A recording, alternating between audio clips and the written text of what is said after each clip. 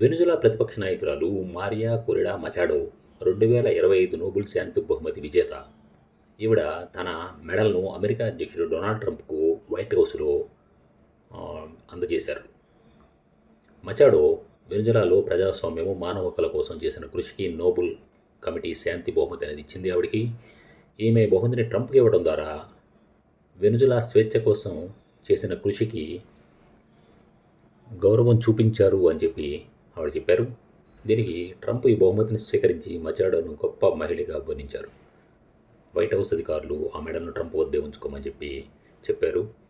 కాకపోతే Nobel committee ఇచ్చినటువంటి బహుమతిని వేరొకరికి ట్రాన్స్ఫర్ చేయవచ్చా అంటే, ఇది మామూలు వస్తువులాగా ఒకరి నుంచి ఒకరికి ఏదో గిఫ్ట్ లాగా ఇవ్వచ్చు, కానీ చట్టపరంగా ఇది గుర్తింపు అనేది ఉండదు. దీని ప్రకారం నోబెల్ బహుమతి అనేది ట్రంప్కి ఇచ్చినట్టుగా ఏమి కాదనమాట.